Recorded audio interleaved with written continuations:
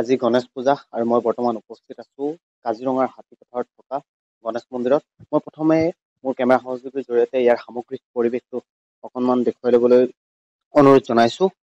কাইলৈ যিহেতু সৰস্বতী পূজা আৰু সৰস্বতী পূজাৰ আগদিনা পৰম্পৰা অনুযায়ী কাজিৰঙাৰ ঐতিহ্যমণ্ডিত হাতীপথৰ গণেশ মন্দিৰতো আয়োজন কৰা হৈছে গণেশ পূজাৰ। আৰু পুৱাৰ ভাগত মই উপস্থিত আছোঁ কাজিৰঙাৰ হাতীপথৰত থকা এই গণেশ মন্দিৰত আৰু কিছু সময়ৰ পাছতে আচলতে বিভিন্ন ঠাইৰ ভক্তৰ আগমন ঘটিব আৰু গণেশৰ আশীষ ল'ব। এটা কথা ক'ব লাগিব যে কাজিৰঙাৰ এই গণেশ মূৰ্তিভাগৰো আছে বহু ইতিহাস। জনশ্ৰুতিৰ মতে স্বৰ্গদেউ গদাধৰ সিংহৰ স্মৃতি বিজড়িত কাৰ্বি পাহাৰৰ নামনিত হাতীৰ আকৃতিৰ শিলাখণ্ডই শিল্পীৰ হাতৰ পৰশত ৰূপ পাইছিল গণেশ দেৱতাৰ। আৰু কালক্ৰমত মাটিৰে অৰ্ধেক ঢাকি ধৰা গণেশৰ মূৰ্তিজনা দৃষ্টিগোচৰ হয় সেই স্থানত 1965 চন মানত নতুনকৈ বসতি স্থাপন কৰা কাৰ্বি জনগোষ্ঠীৰ লোকসকলৰ। পাছলৈ অৱসৰপ্ৰাপ্ত সেনাবাহিনীৰ এজন লোকে স্থাপন কৰে মন্দিৰটো। তেতিয়াৰ পৰা হাতীপথৰ গণেশ মন্দিৰত চলি আহিছে পূজা অৰ্চনা। ইফালে এই মন্দিৰটোৰ সৈতে কাজিৰঙা ৰাষ্ট্ৰীয় উদ্যানৰো আছে এক গভীৰ সম্পৰ্ক। আৰু মোৰ সৈতে কিছু লোক আছে, আমি তেখেতৰ সৈতে কথা পাতিম। আপোনাৰ ওচৰত আহিছোঁ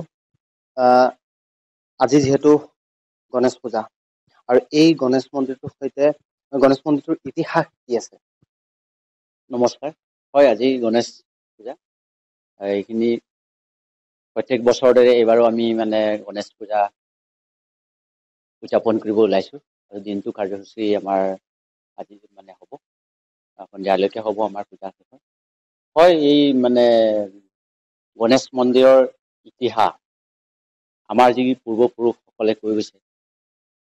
কাৰণ কি এই শিলাকৃতি যিখন গণেশ মূৰ্তিখন আছিলে, সেইটো প্ৰথম অৱস্থাত ইমানখিনি ওলোৱা নাছিলে, মাটিৰ অলপ ঢাক খাই আছিলে। কিন্তু পাছলৈ ইয়াত বহুত মানুহে গম পালে ইয়াত কিবা এটা আছে। কাৰণ আগত এই তলৰ যিখন ৰাস্তা, আগত লুংলিঙা এখন ৰাস্তা আছিলে, সেই ৰাস্তাত মানুহে গ'লে কিবা পাত এটা ছিঙি সেৱা কৰি যায়।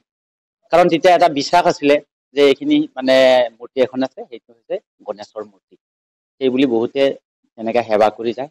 আৰু এতিয়া হৈছে কি, গণেশ যিখন মূৰ্তি আছিলে সেইখন মূৰ্তি আমাৰ যিখন পূৰ্বপুৰুষসকলে কৈ গৈছে, যিটো স্বৰ্গদেউ সিংহৰ দিনত সেইখিনি উলিয়াইছে বুলি কয়। কিন্তু বহুতে কৈছে নাই বোলে, সেইটোতো অলপহে উলিয়াই আছিলে, তেতিয়া অলপহে মাটি ঢাক খাইছিলে সেইখিনি মূৰ্তিটো।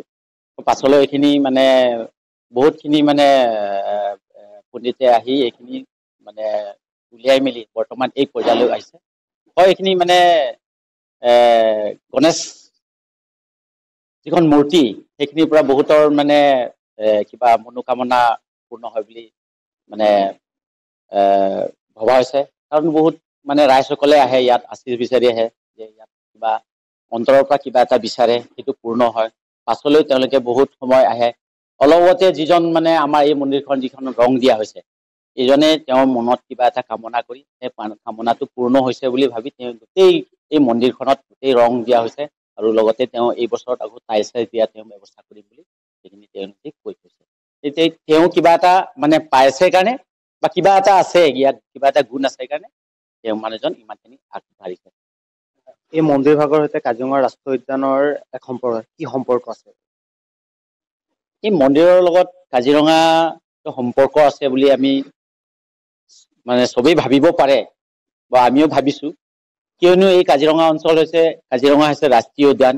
এইখিনি বহুতেই জীৱ জন্তুৰ বিচৰণ ভূমি। আৰু এই বিচৰণ ভূমি হোৱাৰ কাৰণে তাৰ এইখিনিতে যে আমাৰ এই গণেশ মূৰ্তি যে হৈছে, এই মূৰ্তি এনেই হোৱা নাই। ইয়াত যে এখন ৰাষ্ট্ৰীয় উদ্যান, বিশ্ব বিখ্যাত, ইয়াত বহুত জীৱ জন্তু আছে, সেই তাৰ লগতে এই মূৰ্তিখন আছে বুলি আমি ধাৰণা কৰিছো। এই মুহূৰ্তত মই কাজিৰঙাৰ যি হাতীপথৰ গণেশ মন্দিৰ আছে, সেই গণেশ মন্দিৰৰ পৰা দেখুৱালো সামগ্ৰিক পৰিৱেশ।